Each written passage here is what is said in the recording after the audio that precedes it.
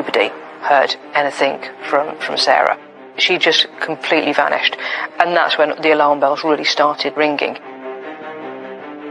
I couldn't sleep, I couldn't eat, because all I was thinking about was, where is my sister? What's happened to my sister? Is she okay?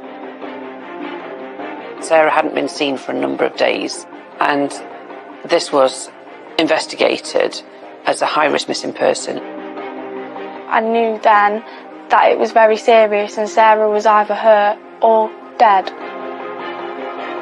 I received a phone call from the officers on the ground to say that they had located a body.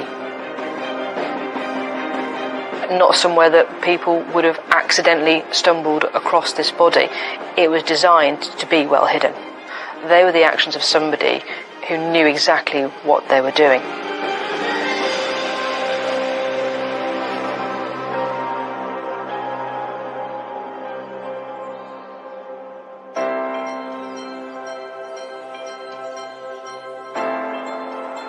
On the banks of the River Erewash in Derbyshire lies the small town of Ilkeston. Ilkeston's a mining community. Everyone knows everyone. So when you speak to people on the street, they are just perfectly friendly and they're quite happy to help. Ilkeston has a very strong sense of belonging, and generation after generation of families stay in the area. You've got nice woodland areas where you can go and have a walk. You can got like a hilltop thing where you can sit and you can look out over the fields, which is quite a nice view. And the countryside's really accessible. In fact, like, I can just walk out my flat, go a few minutes, and I can be walking down the canal. It's a beautiful, beautiful area. You go in a cafe, even if you don't know people in there, within seconds, it's like you've known each other for years. It's a lovely place. And everybody helps one another, especially in times of need. I've always said there is nowhere else that I've ever been where the community spirit is like it is here.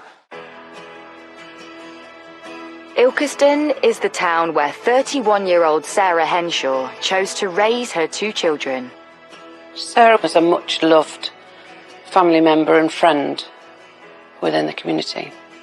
She was a full-time care assistant, going around the community, helping, looking after old people, yeah. Everybody knew Sarah. She always helped people out whenever she had the chance, like helping neighbours in with their shopping. She always helped everybody out. So when nobody has seen Sarah for a few days, her family start to feel uneasy.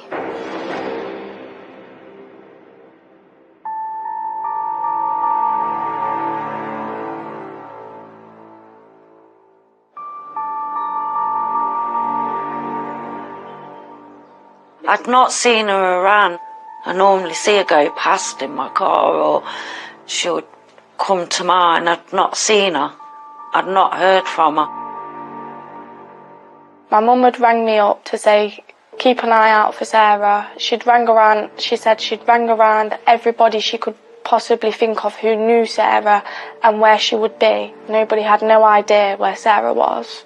And then I said, Mum, do you think it's serious? And she said, no, I think she's just gone away for a couple of days. But I said, Mum, Sarah wouldn't even do that. She wouldn't go without the girls. Police were made aware that Sarah hadn't been seen for a number of days, and that was on Friday, the 23rd of June. And this was investigated as a high-risk missing person, and that was as a result of speaking to family members and friends and coming to the conclusion that this was completely out of character for Sarah to be incommunicado with people very close to her. When Sarah's family realise that she has not taken her car, their fears escalate. 3 things she never, ever, ever goes out the house with ever: a kid, a phone and a car. She won't walk down the street only if her car's broke down or if it's got problems, or she'll be in a car. Anywhere she goes, she'll be in a car. She'd been assaulted by somebody unknown to her a few years before, which caused her to drive everywhere in her car. She never went anywhere on foot, very rarely. I said to my mum, "Mum, something's not right here. It's not normal for Sarah to go without a car, to leave the keys, to leave the kids." I knew then that it was very serious and Sarah was either hurt or dead. Police need to look into Sarah's life to see if anything can explain her disappearance. It was a bit hectic and crazy growing up as a big family because there was 6 of us as siblings in a little house. Sarah always looked out for me. Sarah wanted me to grow up and be a young woman with respect. Sarah, that's one thing Sarah always said to me, is you need self-respect. And she always taught me to say my please and thank yous all the time. Reminded me. Sarah was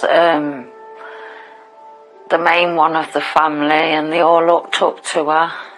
And if their siblings needed anything, she'd be there straight away. If anyone upset members of her family, she'd tell them straight. She was a joker as well, like bubbly and joking. You don't know what to expect from her. Laughing. It was always laughing. Always. Or she, just the way she was. She was so caring, always there for everybody. And I just loved laughing with her. She was so funny, always telling jokes. But yeah, she was just mad. Good mad, like, not bad mad, but yeah. We just was a bit nutty together, to be honest. She was good to me and I was good to her. Sarah loved to have independence. That's all she did. She was a very independent, strong woman, and everybody knew her for that. She didn't like to be seen struggling. She didn't like to ask for help. She did it all by herself. There was nothing significant that stood out regarding Sarah. Her main priority, quite obviously, were her 2 girls and her dog, and creating a home life that was happy and fun. She was clearly well-loved, friendly, vivacious young woman who had the whole of her life in front of her. When we first found out Sarah was missing, family members were contacting all of her friends, anybody who could link to Sarah, who could have seen her, and nobody had. We all was just constantly ringing her phone, hoping she'd turn it on for 5 minutes and maybe reply to one of us, but calls were going to answer phone, messages were going not sending. During the days Sarah was missing and the police were aware of it all and the investigation was ongoing, I couldn't sleep, I couldn't eat, because all I was thinking about was, where is my sister? What's happened to my sister? Is she okay? As police inquiries continue, concern for Sarah's welfare grows. What we noted was that Sarah was constantly messaging people, friends, family. So the fact that there was no phone usage was a huge red flag to the police. Nobody heard anything from Sarah. She just completely vanished. And that's when the alarm bells really started ringing. She was not caught on CCTV anywhere. CCTV covers a huge amount of space now. Ring doorbell footage. Her car was where it was, so how had she disappeared without being caught on any of those items of media? There were real concerns for Sarah's safety. My main aim and focus was to find Sarah Henshaw.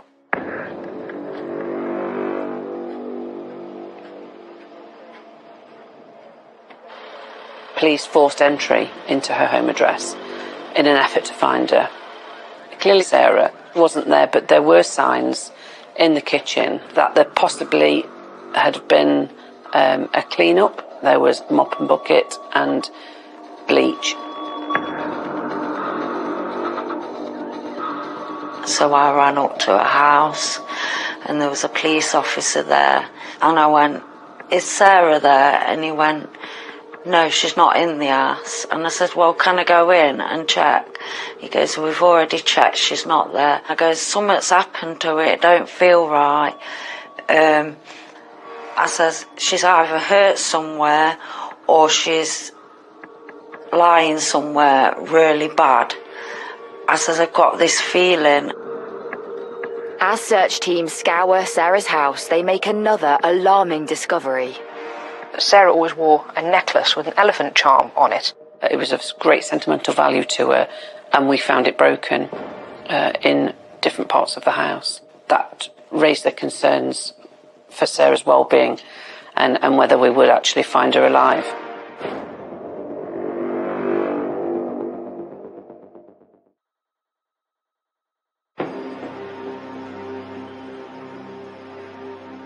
In Ilkeston, Derbyshire, police have deemed 31-year-old Sarah Henshaw a high-risk missing person.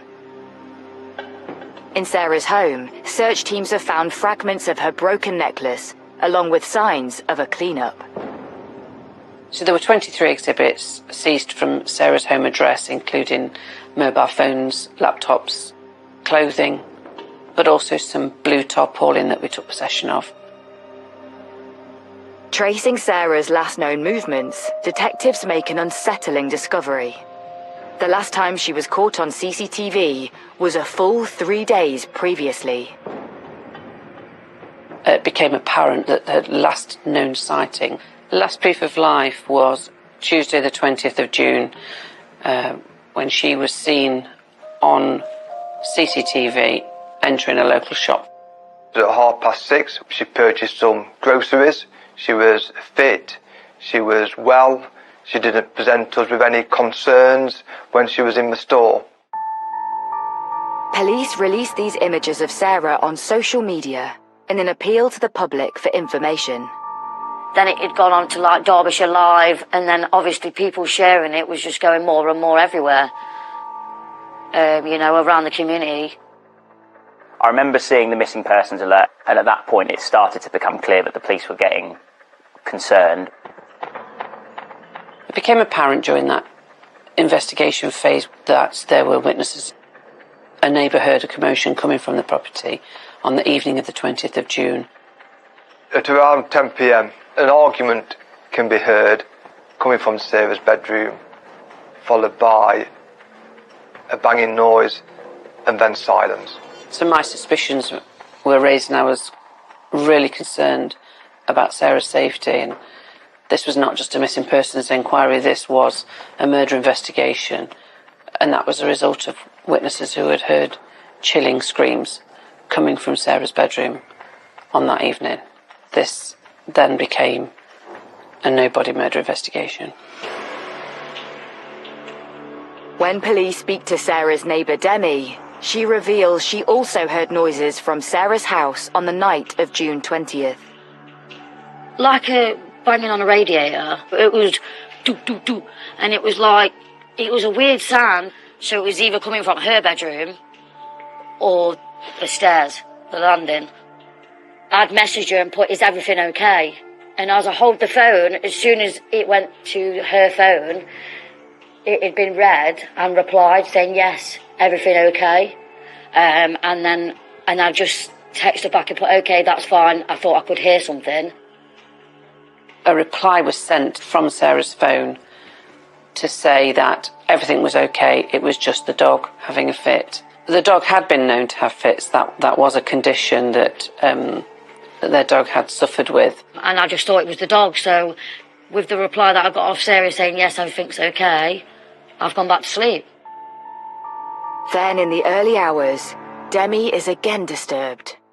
I heard something else, so I've looked out of my window and Darren was standing at his van, but he had both of the back doors open. Then he shut the doors and walked in, and then that was it. As Sarah's former partner, Darren Hall is still a regular visitor, so Demi thinks little more of it until the following morning. Sarah's friend knocked on Sarah's house, no answer. And she said, oh, have you seen Sarah? And I says, no, I haven't seen her since the night before. Messaged Darren and I asked him, have you seen Sarah? And he said, the reply that I got is, no, I don't know where she's gone. She's went out early hours And I said, all right, so do you know where she is? She hasn't taken her car. And he said, no, don't know anything. I'll try and let you know later. Later that day, Darren tells Demi that he's worried about Sarah and that some of her belongings are missing. He said, have you been in all day? I said, I have. And he said, do you know if anybody's been in the house? And I said, no. And he said, somebody's been in the house and opened her drawers, taken clothes out, but then she had like a butterfly bag. She loved butterflies, and put, clothes inside this bag, gone out the house and taken it. And I said, no, I've not seen anybody.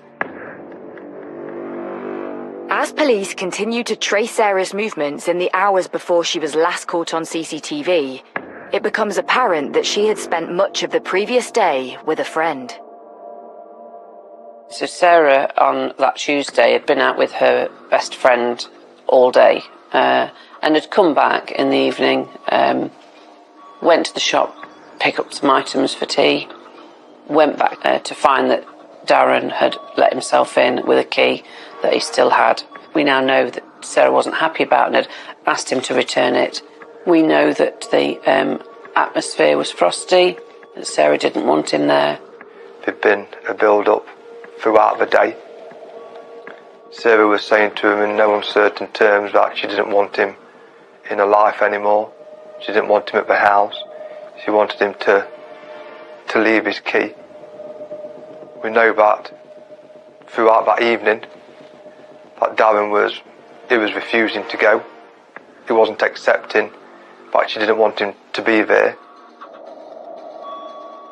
Sarah's best friend said that her and Darren had an argument at the dinner table. It was very chaotic. Darren upsetting Sarah, and obviously Sarah saying, please just get out of my house, I need some time to myself. And she said she knew Sarah was uncomfortable in her own house because Darren was there and wouldn't leave.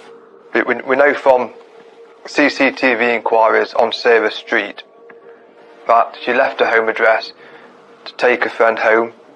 Sarah dropped her friend off and returned back to her home address a couple of minutes later. So Sarah would have been back at her home address just before 10 p.m, 20th of June. Police inquiries reveal that Darren was still at the house when Sarah returned. At 22:02 hours, we know that there's a message exchange between Sarah and her best friend.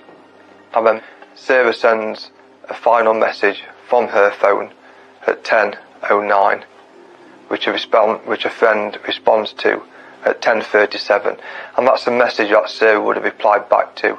Her friend is asking if she's okay, but after that message, there's no contact from Sarah. It appears that Darren Hall may have been the last person to see Sarah Henshaw alive. No other persons were coming into the frame as to being responsible for her disappearance other than her ex-partner, who was in the house at that time. At this point, I'm placing you under arrest for murder. You don't have to say anything, but it may harm you by not mentioning later on in court, and anything you do say might be giving evidence. The reason that you've been arrested, the necessity is simply do a prompt and effective investigation, and so we don't have any loss of evidence, okay? It's on suspicion of murder at the moment.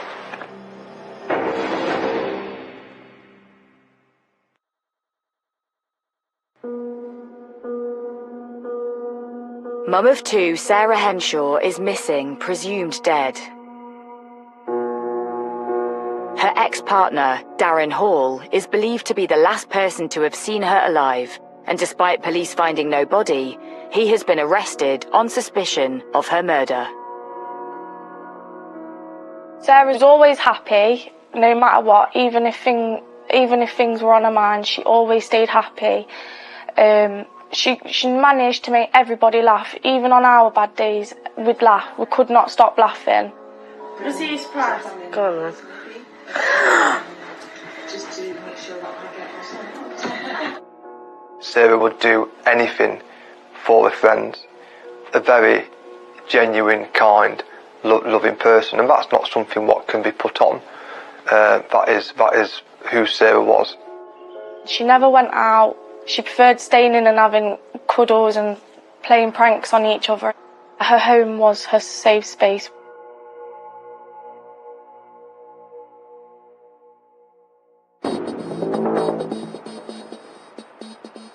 Police interviewed Darren. They took his phone from him at that point. He maintained in his interview that they'd had an argument and that Sarah had left him. Darren maintained that he was not responsible for Sarah going missing, that he didn't know where she was, that she had done this before, that she had gone off and left the family home. Detectives questioned Darren as to why he was in the driveway of Sarah's house in the early hours of the morning on the night they believe she was killed. Darren was giving a very convoluted story about the events of that night and the reasons why he left the home in the early hours, citing that the dog had a fit and messed on a duvet, and he was having to leave the address in the early hours to dispose of this duvet.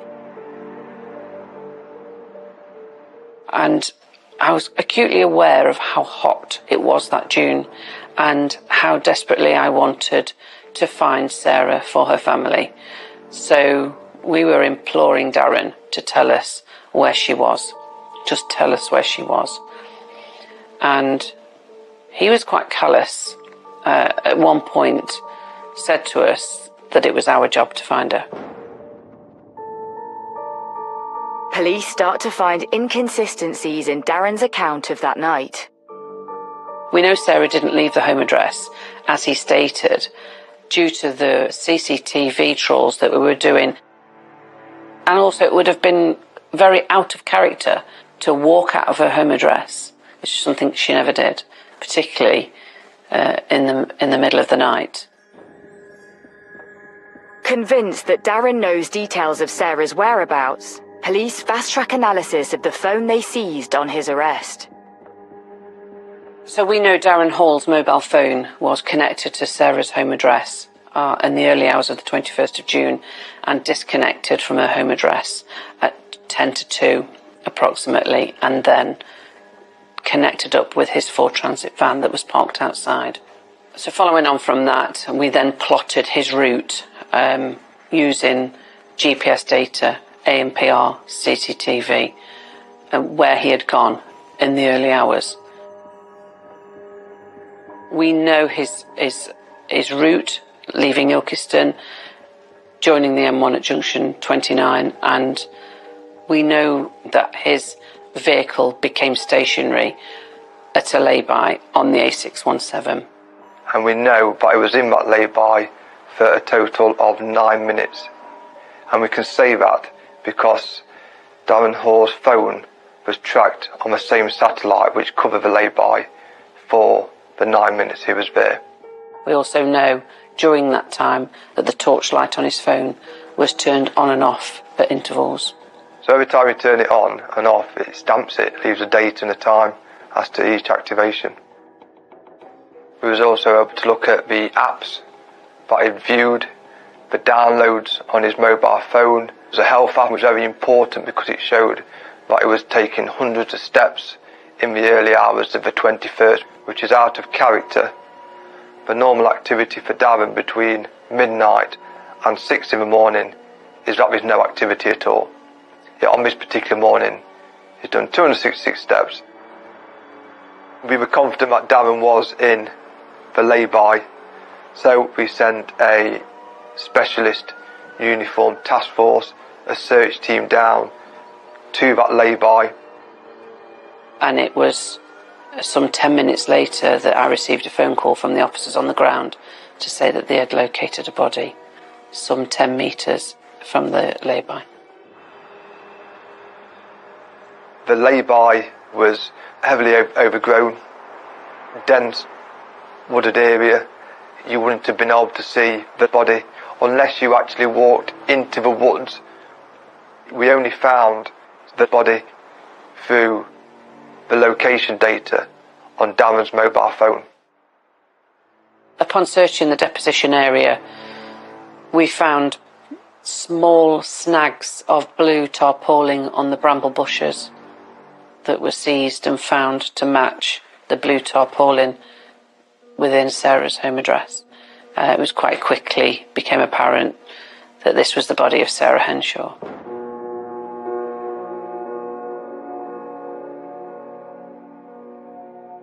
The Monday they came and told me that they found her. I still sat there thinking she's going to come back. The first thing I said after my mum said that she was dead was, where is she? Where was she found? And my mum said that he had just dumped her in a lay-by.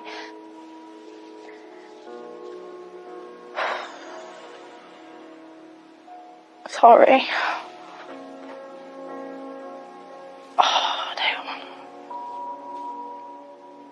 I'm going to do it. I just got to hang on. Sorry, it's because this is the first time I've ever spoken about it.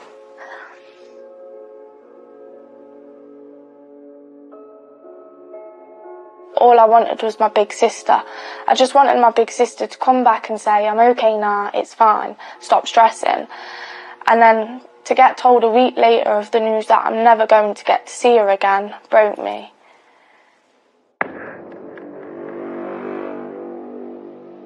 Police tell Darren Hall they have found Sarah's body.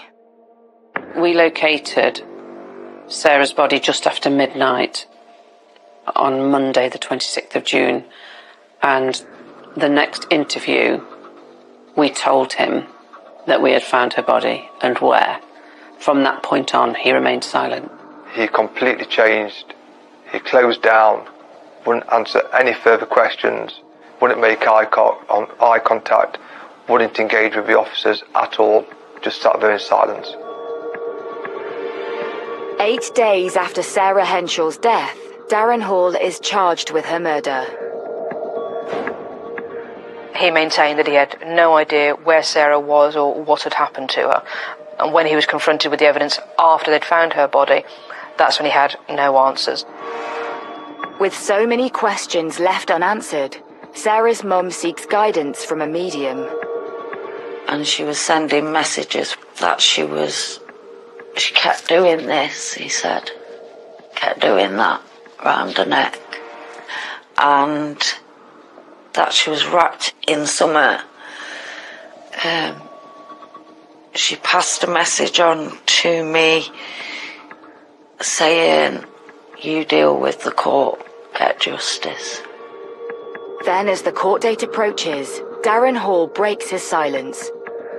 Darren Hall admitted that he had disposed of Sarah's body. Darren's defence was that Sarah had fallen down the stairs and he had panicked. What Darren didn't admit is that he was the one who'd killed Sarah.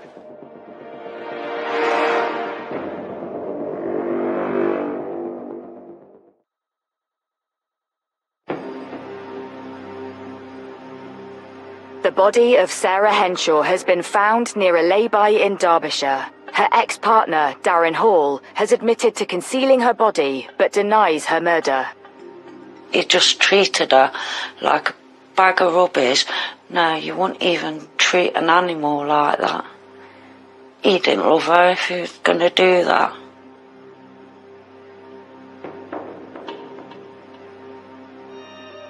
And there were probably around a dozen friends and family members in the court, and they were deeply distressed. I was nervy, but I sat there and I was so strong.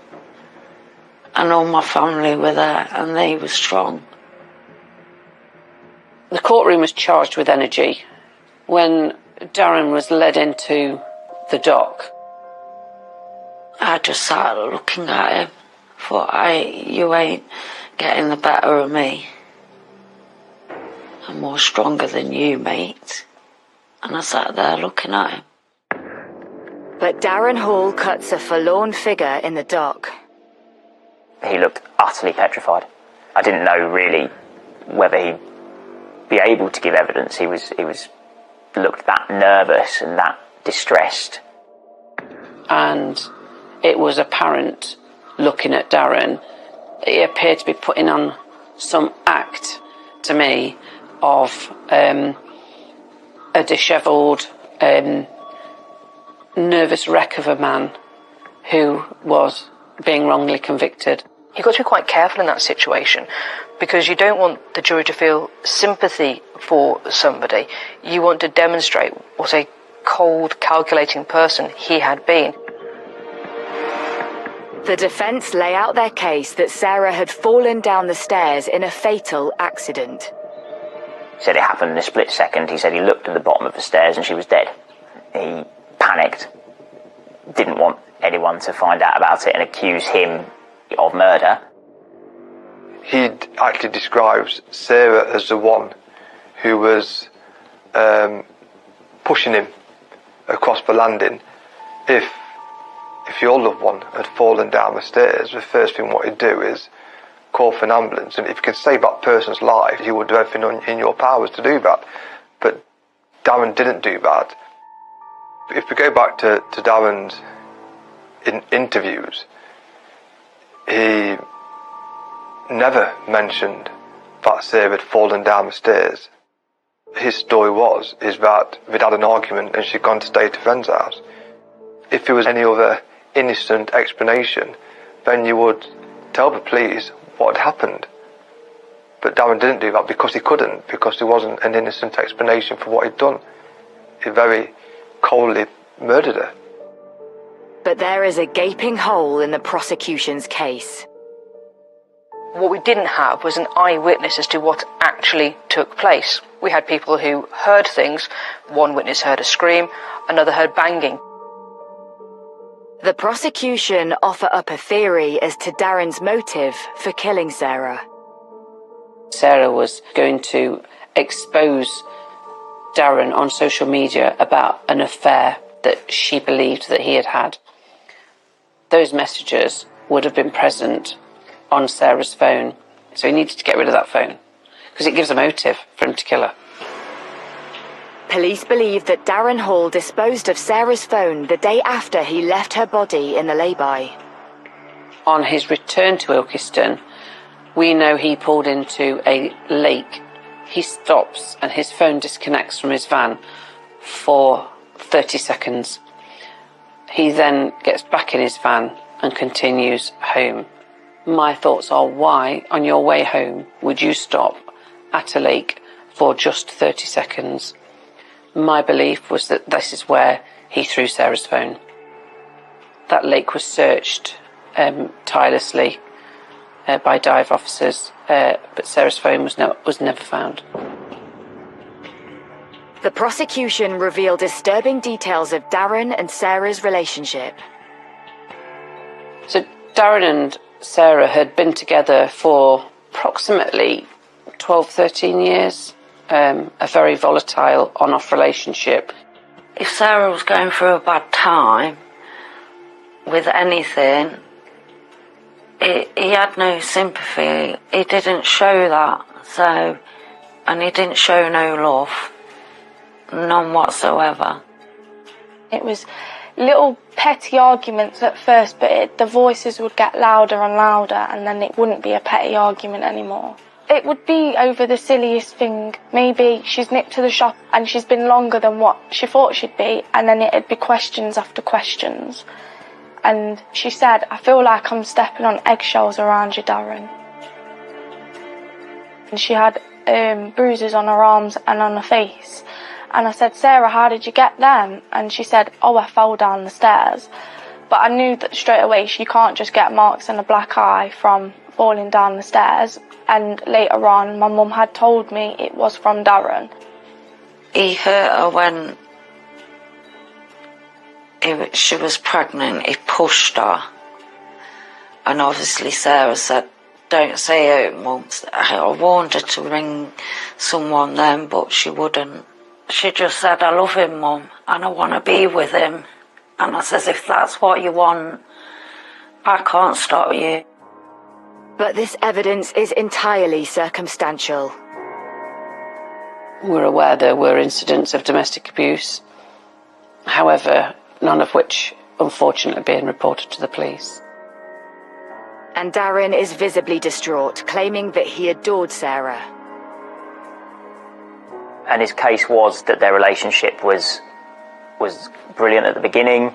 It had its difficulties, but he really wanted to make it work.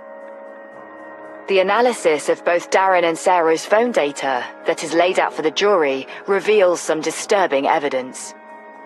Messages were sent in response to her friends questioning her about is she okay because of the lack of contact. The texts from Sarah Henshaw's phone were then matched, of course, time-wise with when Darren Hall dumped her body in the lay-by.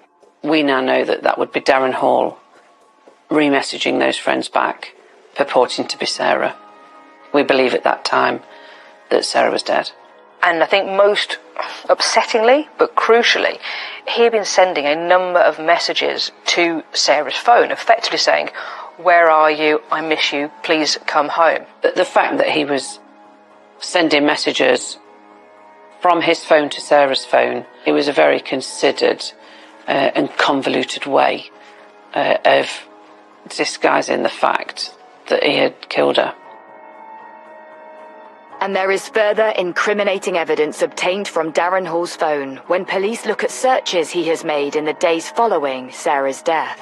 Darren makes 2 Google searches. The first one looking into police procedures for missing persons, and the second one is can deleted messages be recovered from an iPhone. We know that Darren searches how to change over child tax benefit. It just shows something very sinister, don't it? Phone data reveals that despite his story to neighbour Demi, it was not Sarah that had taken a bag of her belongings, but Darren Hall himself. I think the most shocking part of the trial was the fact that he'd gone back to the family home and snuck in to pack this bag to then further perpetuate the lie that Sarah had left her family. To think about that, to think about doing that, showed a man who knew exactly what he was doing and was doing everything in his power to avoid being caught. He removed a number of items of clothing and packed them in a butterfly duffel bag that belonged to Sarah. We then know that Darren left Sarah's after 10 minutes, and from his phone location data we know that he went directly to Ilkeston Skip. He drives around to where the clothing bank is, parks up, and he removes 2 black bags from his van and disposes of them into the clothing bank. And it became apparent that Darren had got rid of evidence that may have implicated him in the disappearance of Sarah. Unfortunately, by the time the police discovered the CCTV of that, the recycling bin had been emptied, and so we were never able to show what had been disposed of. However, we continued on with his movements of that day. Later that day, he'd also visited a recycling centre in Nottingham with his work colleague. He'd distracted his work colleague to empty the back of the van whilst he went to the side of the van and took out 2 white plastic bags. That skip was seized, and specialist search teams conducted a meticulous search through the items of that skip. There was a box with Darren's address on it, which enabled us to link that bag to Darren, and then underneath that box, Sarah's dressing gown cord and the slippers. And that enabled us to put forward the case theory that actually he had strangled her using the dressing gown cord. The question we put before the jury was, why would he get rid of that dressing gown? What was so significant about it that he felt the need to dispose of it? And he hadn't done this on just one day. He'd done this over the course of 2 or 3 days. And that was crucial because it showed that this wasn't a man who was panicking. Actually, it showed that he was thinking about his actions and very carefully disposing of items in different, separate locations in an effort to thwart the police investigation. But Sarah's post-mortem does not corroborate the theory that she was strangled. Sarah's body, it had begun to decompose. So the normal types of injuries that we look for and what we thought was a strangulation case would be bruising around the neck. And we couldn't see that because the skin was so discoloured. Darren maintains that Sarah's death was as a result of her falling downstairs.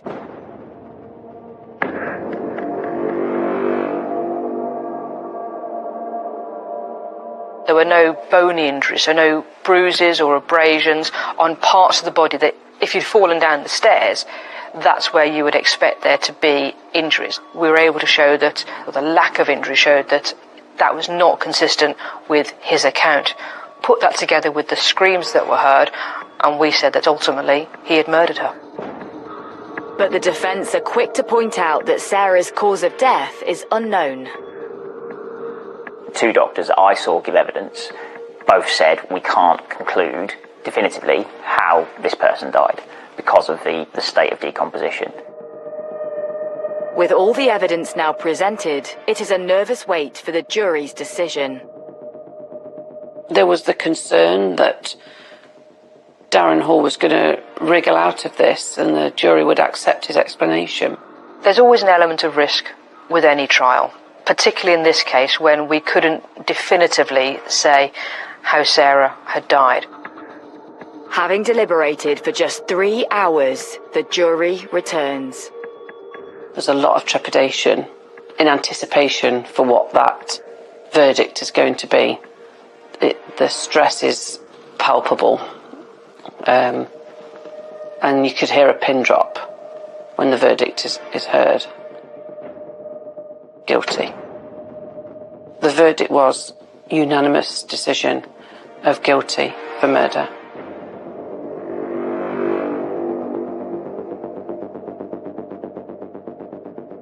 We all screamed yes so loud, and we all looked at Darren, and Darren's face just went down and he just did that. My body just drained, or the drain feeling. And I went up to the prosecution barrister and gave her a hug and said thank you. The sentence was life. The minimum term was 17 years. Now that means that Darren Hall will have to serve at least 17 years before he's considered eligible for parole.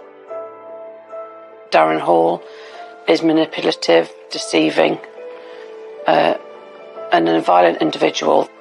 So as a result of his continued lies and deceitful way in which he disposed of Sarah's body, he robbed her family of having the opportunity to say goodbye to her. None of us was able to see Sarah, as they said, because of the heat and the amount of time she was out in the lay-by for, her body had decomposed in some areas. There's a part of me what's gone. So my heart, a part of my heart's ripped out. We have got the life sentence. We're never going to sit and have a cup of tea with Sarah ever again. I'm never going to get to see my big sister ever again.